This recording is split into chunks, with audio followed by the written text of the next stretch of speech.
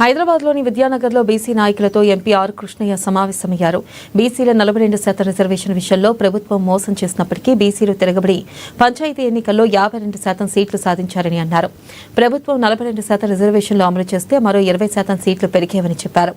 బీసీలను రాజకీయంగా ఎదగనీయకూడదని ప్రభుత్వం రిజర్వేషన్ల విషయంలో కుట్రలు చేసిందని మండిపడ్డారు.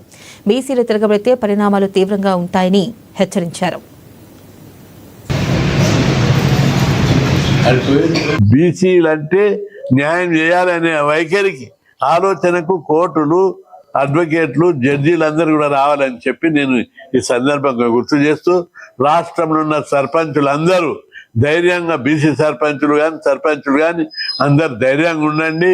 మీకు ఎవరు సహకరించకపోయినా, ఎవరు మిమ్మల్ని వేధించినా ఒక్క ఫోన్ చేస్తే వాళ్ళందరికీ తప్పనిసరిగా న్యాయం చేసేటట్టు అండగా ఉంటామని చెప్పి బీసీ సర్పంచులకు అందరికి విజ్ఞప్తి చేస్తున్నా. అదేవిధంగా ఇప్పుడు సర్పంచులు ఎక్కువ మంది బీసీలు, ఎస్సీలు, ఎస్టీలు ఉన్నారు కాబట్టి వాళ్ళకి ఇచ్చే గౌరవ వేతనం నెలకు 6,500 అప్పుడు నేనే పెట్టించిన కొట్లాడి 10-12 ఏళ్ల కింద.